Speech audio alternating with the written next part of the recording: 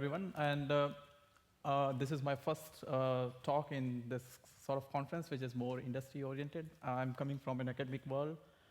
Currently finished my PhD just last week.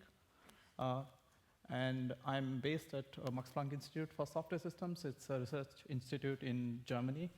And this is one of the pieces of work that I did during my PhD at MPI SWS, which is like a short form of Max Planck Institute for Software Systems.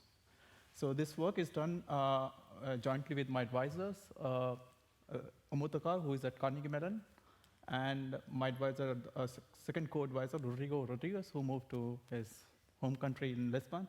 And some of you may know Flavio Junqueira. He is at Microsoft Research in Cambridge. And he's sort of closely related to your community, working in Apache Zookeeper and Bookkeeper. So he's more towards. So that was his idea, that we can pitch this work to the Hadoop community and get their feedback about the work, right? So it was mainly initiative of Flavio, actually, so we try to present our work here. So I saw the conference talks today in the morning, and I was like, mostly they were industry-oriented, so I have prepared more sort of an academic style conference talk, so in case if you feel out of place, so actually I'm out of place, so that's the problem. But anyways, let's see how it goes. So this talk is about a system that we built called Slider. Slider is a data analytics system that can be used for incremental sliding window computations. So I will explain you what incremental sliding window computations are. But data analytics is pretty much the common theme in all the talks that I've listened so far in the morning session. So just a brief motivation. Data analytics systems are everywhere. They play an important role in almost all modern online services. These systems are extensively used to transform raw data into useful information. So give you an example here. As a Google, you crawl a lot of web, and then you can compute PageRank, and give you functionality such as search, right? And there are tons of systems out there that can enable data analytics for different workloads and use cases. So the goal of our work is actually build a data analytics system. But here we try to target two main design requirements. The first is to target streaming data. And in particular, we want to do incremental updates to the output. So as and when the new data comes into your system, instead of recomputing everything from scratch, we want to incrementally update the output. And that way, we can achieve low latency answers, right? Second goal is to enable, what do we call it, as sliding window computations. So the focus is that most analytics applications actually give a lot more weight to the recent data compared to the old data. So as your computation window slides over the stream of data, which means that old pieces of information becomes less relevant and the new information becomes more important, you should be able to slide your computation window and update the output accordingly. So our system actually tries to get these two functionalities in place. And in particular, we want to build a system which support both incremental computation as well as sliding window updates to the output. So this talk is about how do you do incremental sliding window analytics for a given data stream. And as this is a Hadoop summit, so our ecosystem is also targeted to Hadoop ecosystem, okay? So I will show you in this talk how we could actually adopt Hadoop ecosystem to fulfill this workload requirement. And many of you already are coming from different background using different workflows, and you know that this kind of workflow is useful in many different applications and workload that you are used to. So before I tell you our solution, let me first tell you what is the state of the art. And in particular, to do such a task, people are commonly use stream processing systems. And so let's try to dig deeper, actually, how people are using stream processing system to support incremental sliding window computations. So here, what I do is I classify the existing systems based on the programming model that they offer to the application programmers. So broadly speaking, these systems can be classified either as trigger-based systems or batch-based systems. So that is the programming model that they are offering to the application developers to write their applications in their framework. So let's go one by one. What does it mean by trigger-based systems? So trigger-based systems, you can think of them as an event-based programming model. So they process a record at a time. Each time a new record comes in, you basically have a stateful operator which will process this record and update its state and push it forward. And this could be given to another operator, right? So you basically build a DAG around your stateful operators.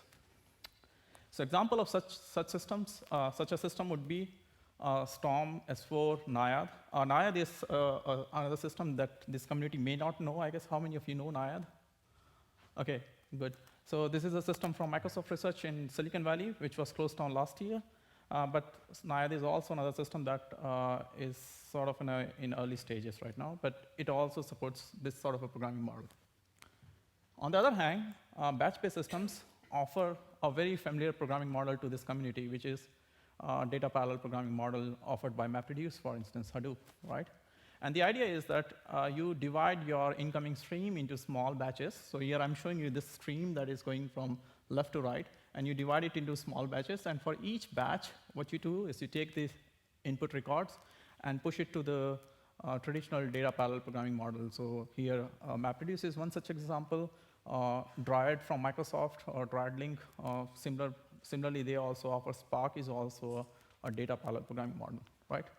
So example of such a system would be Spark Streaming or DStream, which precisely does this thing, right? It divides the incoming stream into small batches, and for each batch, it launches a Spark job, right? So this is the current existing state of the art.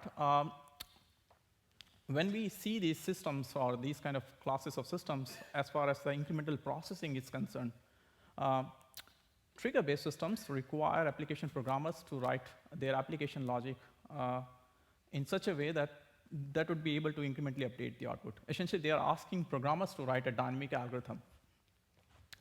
So these dynamic algorithms can do incremental processing in very efficient manner, right? So, but because of their specialized nature, the programmer actually has to think through how he can update the logic, or how he can update the output. So he has to come up with the algorithm's logic to incrementally update the output, which could be very problematic or which could be difficult for application programmer. In fact, the literature in algorithms community shows that these dynamic algorithms, even for simple problems, can be difficult to design, implement, and maintain. On the other hand, batch-based systems simply recompute everything from scratch. So the idea here is that whenever the window slides, you basically recompute everything from scratch, which is highly inefficient because even if the window slides by a small unit, you need to recompute. You cannot reuse any result from the previous run, right? But they are quite easy to design because you are not designing anything new. Your existing application written for unchanging data can be used as it is without any changes. So given these two extreme ends, our system actually fits into this dimension which tries to get the best of both worlds. And here, the idea here is that we want to retain the simplicity or the ease of programming from the batch-based system, but at the same time, we want to achieve the efficiency of incremental processing. So idea here is that this two extreme ends of trigger-based system and batch-based system try to fit in the best of both worlds here. So what next I'm gonna do is tell you how do we do that by first showing the basic design of our system, followed by a bit more evolved design, and followed by some brief evaluation that we shows the how our system works in practice. So let's go with the basic design first. So as I said, our approach is quite simple here. We take your existing application written in traditional data parallel programming model. So you can think it of your existing MapReduce jobs, which is written assuming there is no change of data. So as the Windows moves, you basically recompute everything from scratch. And under the hood, what we want to do is we take your existing MapReduce application, and under the hood, we want to adapt this application to incremental sliding window analytics. So how do we do that, actually? So behind the scenes, I will show you first the abstract approach, and then I will show you with an example how this abstract approach works. So behind the scenes, we do follow 3 simple steps. So we start with your application or computation job. First step, we divide this computation into smaller subcomputations. Then we build something called a dependence graph. So during your execution of your program, we can actually record control and data dependencies between these subcomputation, and we call this as the dependence graph. And once this dependence graph is in place, we perform something called change propagation. So the idea of change propagation is that next time when the input changes, instead of recomputing everything from scratch, we try to reuse results from the previous run. So we memorize the results of your computation during the execution, and at that runtime, when the input changes, we simply see whether we can reuse some of the results. Yes, if we do, then we simply reuse them. And if not, then we recompute those subcomputations. So that way, we can actually do incremental updates to your output. So as I said, this is the abstract approach, but we adopt this high-level approach for batch-based stream processing. So let's try to understand this abstract approach using a very simple example. And as I said, for this community, I will focus into the programming model, which is a MapReduce programming model. Okay. So here we are given an input data stream, and you have a sliding window. So as the new input data comes in, your computation window moves over this input data stream, right? So for each window, as in the batch-based system, we launch a MapReduce job to process the output. So this is the current state of the art, and we want to adopt this to incremental processing. So following our high-level approach, step 1 is divide the entire computation into smaller subcomputations. So here, we assume that map and reduce task represent a single subcomputation, okay? So each map task and reduce task represent one subcomputation. The second step is to build the dependence graph.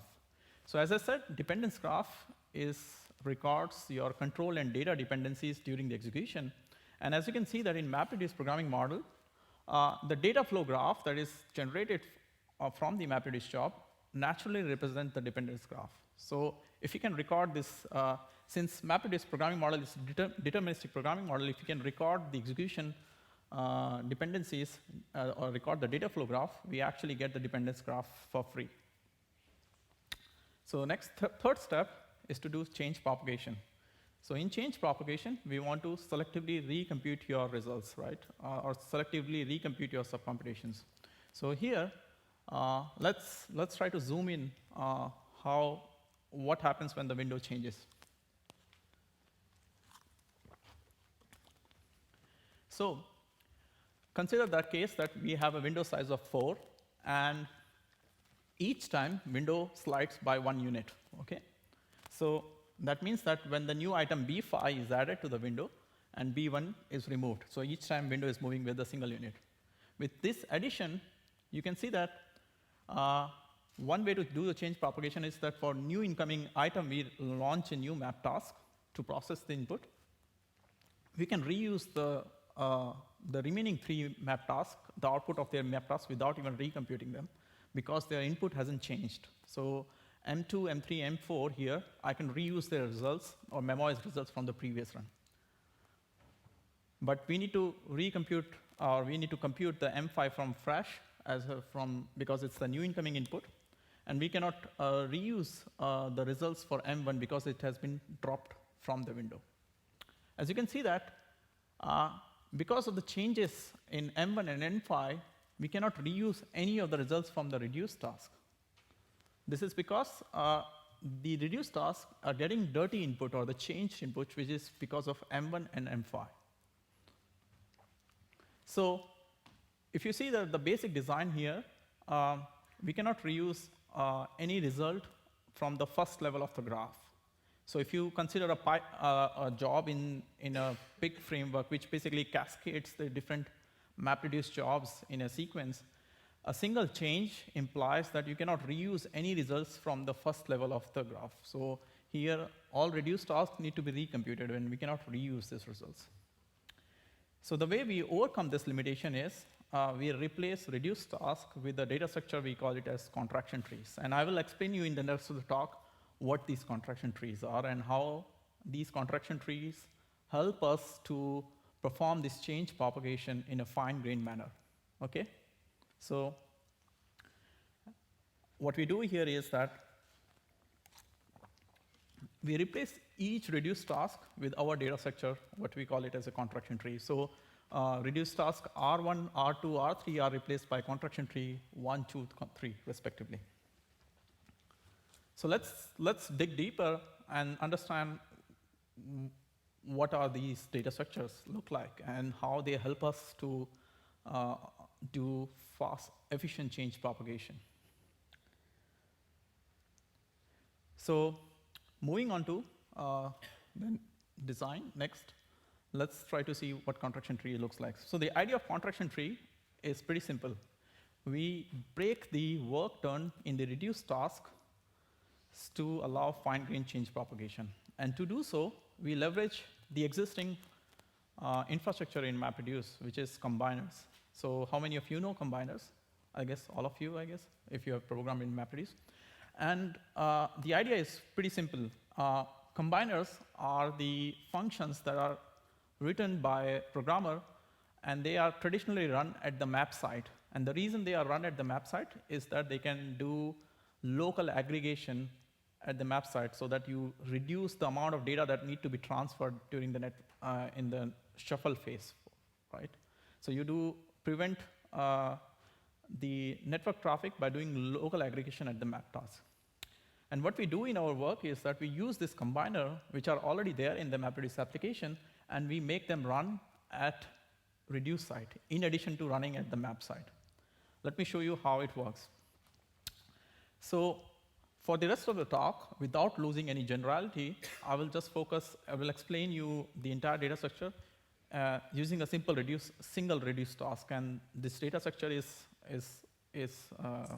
resides in all reduce tasks. But just for the explanation, I will just focus only on single reduce task. So as I said, we replace this reduce task with a contraction tree. And the idea of contraction tree is pretty simple. Instead of feeding the map outputs directly to the reduce task, what we do is we invoke combiner functions. We actually aggregate the output of map task, and we invoke a combiner function there. And we build this, invoke these combiner function recursively in a tree-like fashion, which we call it as a tree of combiners or a contraction tree.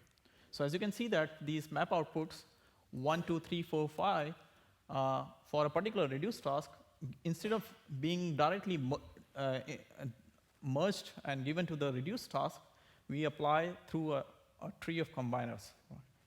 So here all these triangles represent the combiner task, and R is the reduced task, and these are the map outputs. So let me show you how these contraction trees actually help us to do fine-grained change propagation. Okay? So this is the example that we were previously referring to, where incoming changes because of M1 and M5 implies that we have to recompute the entire reduced task. If we replace this reduced task with our data structure called contraction tree, we can actually reuse parts of the work that has been done in the reduced task. So here, as you can see that we can reuse the work done by the combiner task C2 because it is completely independent of the changes. So the changes are red, and we can reuse the results for C2 here. But this is not an efficient design because you can see that most of this combiner, the tasks need to be recomputed. The reason being, they fall on the path which is from the affected leaf node till the root node. So basically, we need to recompute all the intermediate tasks that fall on the path of the dirty input. Does it make sense? So here, the combiner tasks that fall on the path because of the changes in the M1 needs to be recomputed, and similarly for M5, which is quite inefficient. And that's where we try to modify these data structures to make it more efficient.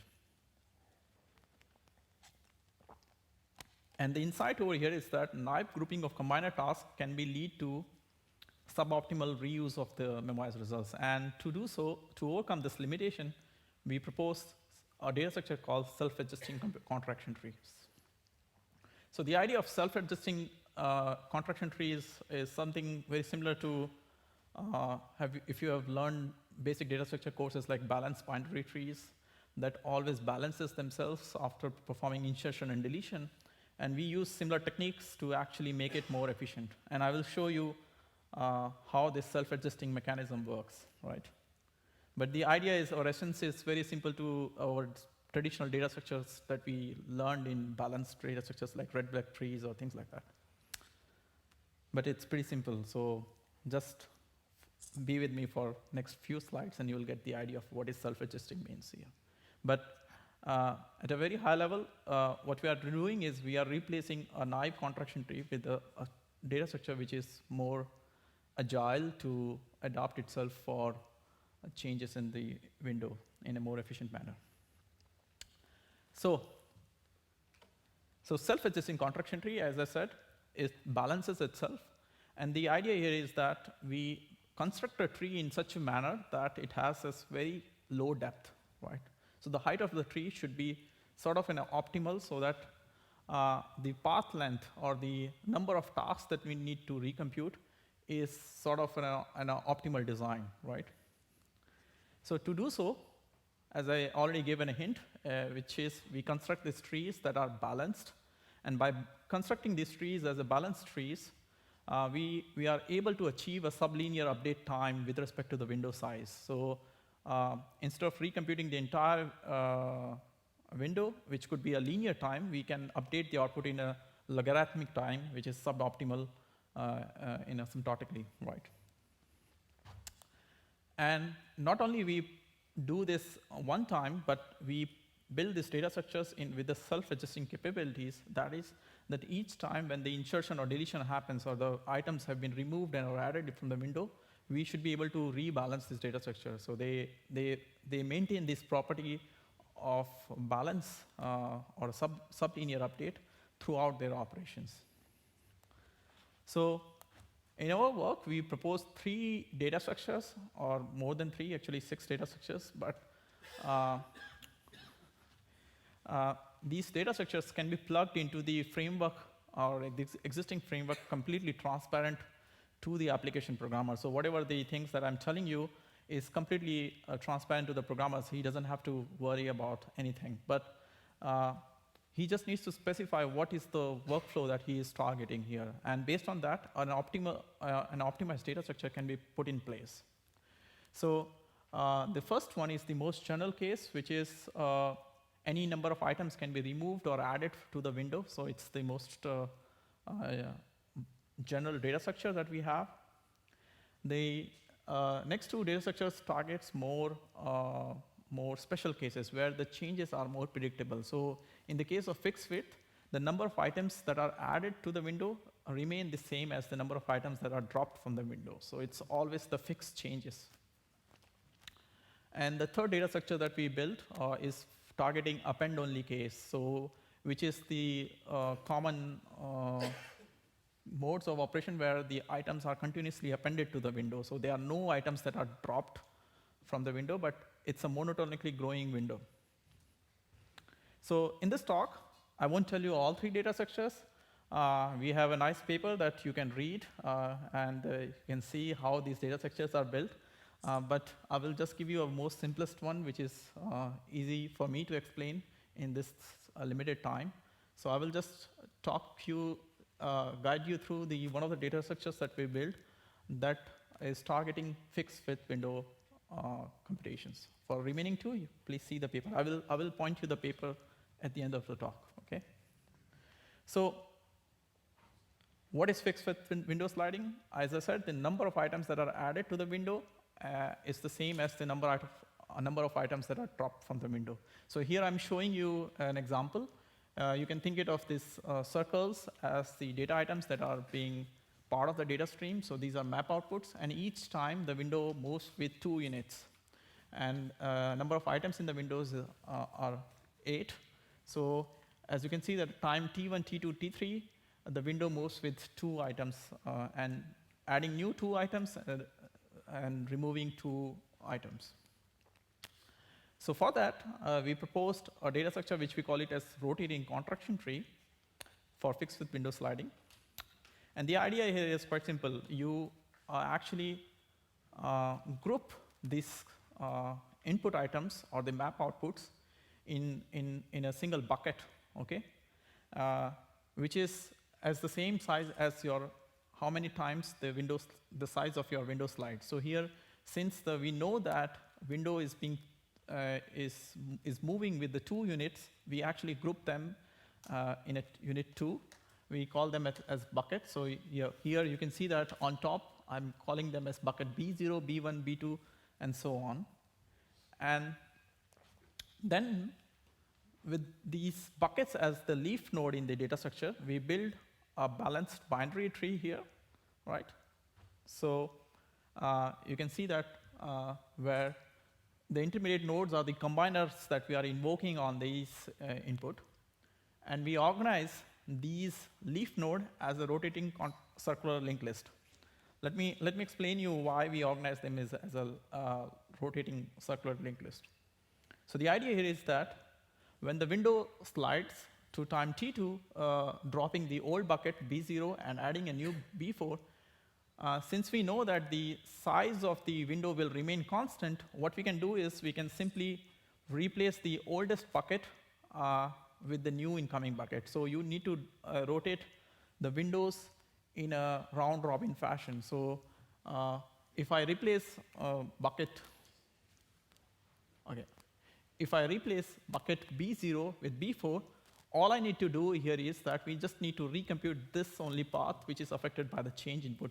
And for the remaining one, we can simply reuse the memoized results without recomputing.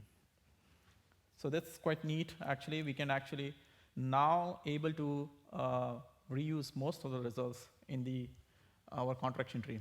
And next time when the window slides from B4 to B5, all we need to do is replace the B1 bucket there, put it B5, and propagate the change, just recomputing the path from the leaf node till the root node. And for the rest of the tree, we can simply reuse the memoized results. All right. So I told you the design of basic contraction tree so far, and I told you the optimized version of the data structure, which we call it as self-adjusting contraction tree. And as I told you that we designed these contraction trees or self-adjusting contraction trees targeting different workloads. And I explained you one of the workloads, which is a fixed with window slides. So we didn't stop there. Actually, we went one step further, and we optimized these data structures to something we call it as split processing. And this split processing is very useful when you are running MapReduce job in a cluster environment where you have spare cycles to do in a non-peak for workloads. You can actually use your cluster for doing some sort of a background activity. So let me explain you what split processing is. So as I said, split processing is nothing but just one more optimization that we did on top of self-adjusting contraction tree. And here the idea is that the work done in the change propagation algorithm will be split into background pre-processing and foreground processing. So in your cluster, there could be spare cycles, and you can do part of your work in the background when the cluster is not used and as a result, when the new incoming item comes in, you can actually speed up your things further because now you have to do less work and you can respond to your changes or the incoming input data in a more low latency manner. So for that, so how split processing works, I will use the same running example that I was explaining you previously. So as I showed you, for the fixed with window sliding, we just need to recompute the path that is affected by the change input, and for the remaining one, we can reuse the memoized results. And we know that what is going to be reused and what needs to be recomputed. What we do with that is we basically, for this part of the tree, we can actually process this part of the tree that's going to be reused in a background stage. So here, what we do is we pre-combine this part of the tree, which is going to be reused in a background phase. So here the green triangle actually shows the background pre-processing stage. And when the new input comes in, what we need to do is we need to perform a single merge operation here, which is the C combiner, C7. As a result, we can actually respond to the incoming new items in the data stream in a more efficient manner or a more low latency manner. Okay? So this concludes the high-level design and the data structures that we built as part of the of our system slider. Next, I will show you a brief evaluation. This won't be some industry scale evaluation. It is a small set of evaluation that we did on our cluster, but it's general enough to show you that these data structures actually do work in practice. So for the evaluation, we basically actually try to answer 3 main questions. What are the performance benefits of using Slider? How effective is split processing, the optimization that I showed you? And what is the overhead of using this data structure for the initial run when the entire window is, when you bootstrap your system, okay? There are more results in the paper, and I'll again point you to the paper to see how the different components of the systems actually perform and see the breakdowns of all the results in detail in the paper. So in addition to using this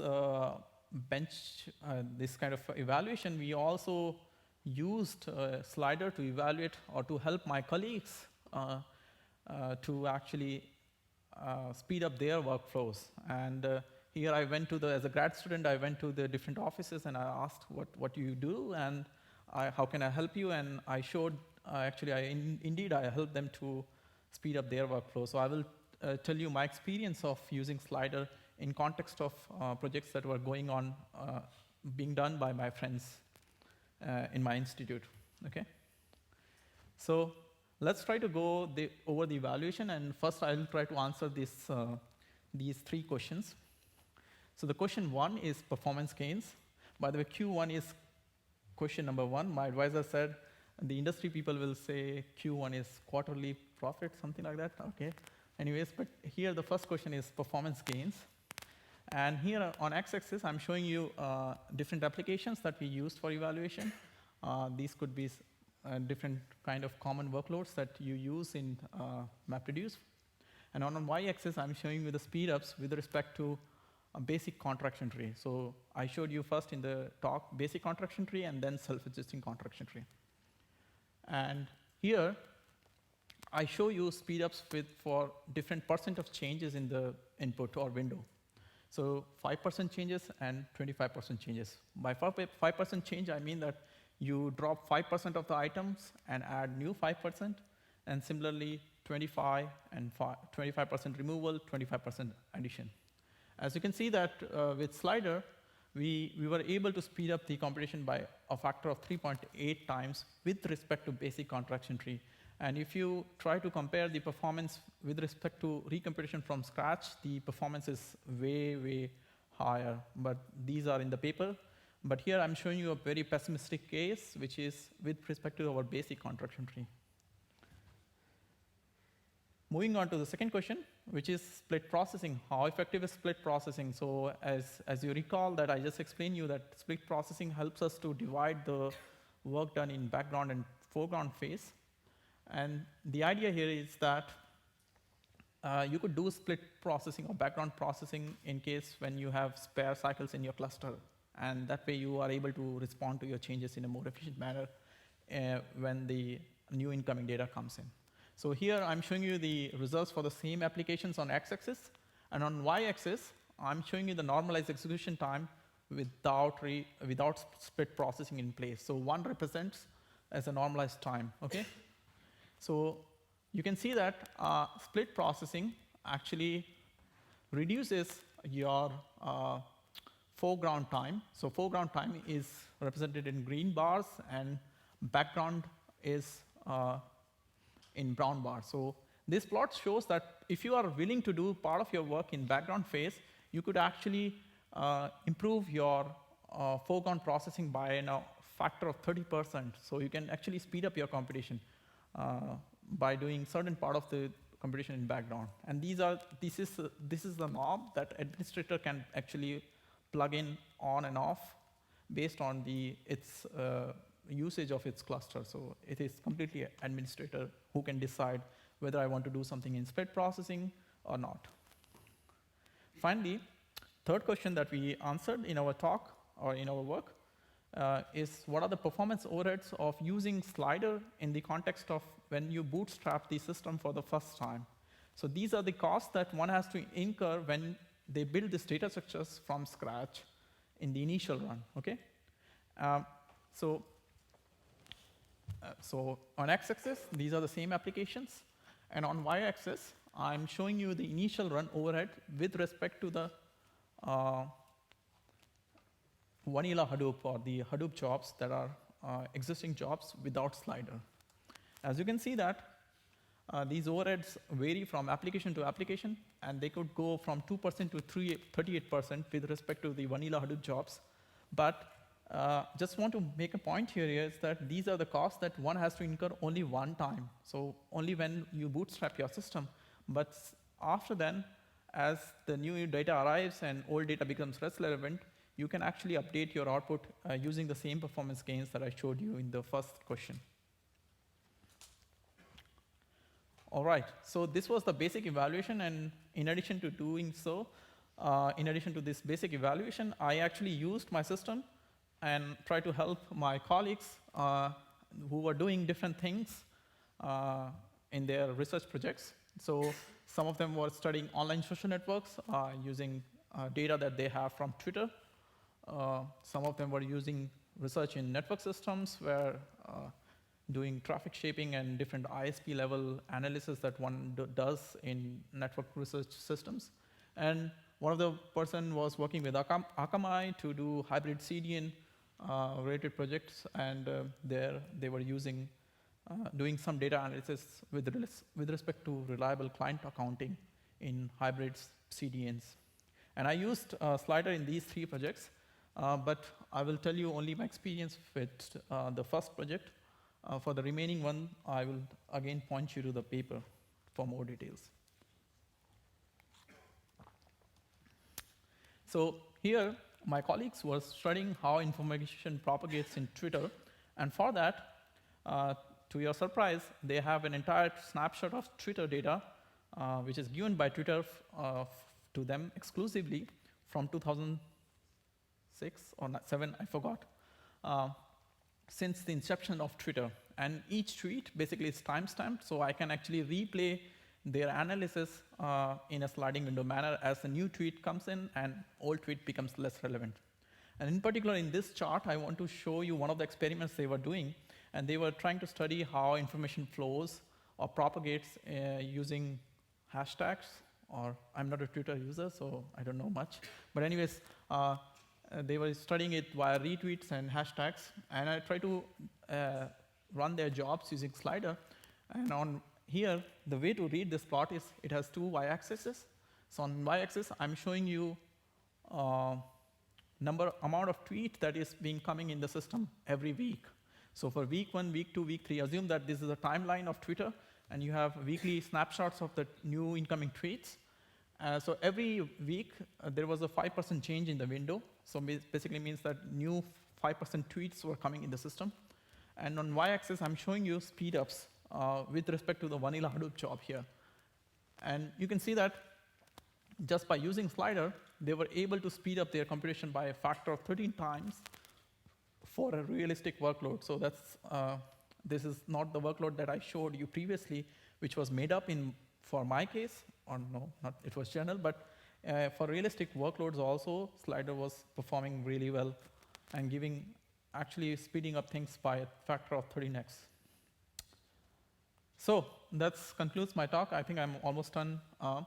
So in this talk, I presented our system called Slider, which targets incremental sliding window computations. It achieves this both transparently and efficiently By transparently, I mean that existing MapReduce jobs without any changes can be benefit from our approach. And the data structures that we optimized actually allows you to do these computations more efficiently. The design of slider, actually there are 3 takeaways. The first is that we proposed contraction trees. In particular, we proposed self-adjusting contraction trees that are able to achieve sublinear time updates to the output. Secondly, we introduced something called split processing that is quite useful in practice because clusters actually have this, these patterns of high usage and low usage, and actually administrator can plan their jobs to run some of the part of the computation in background and be able to actually speed up their jobs in a in an online manner, more efficient and low latency manner. And finally, this approach can be actually can be adapted for general data flow programs. These are data flow programs that can be made out of dry jobs or big jobs. Our approach actually suits there. There are more details about this in the paper. I would encourage you to read that. I didn't cover them in the talk. So thank you very much for the for the attention. And our paper was published in a conference called Middleware. It's available on my website. Just have to Google this talk title and you will get the paper. And I'd be happy to take your questions now if you have any. Thank you.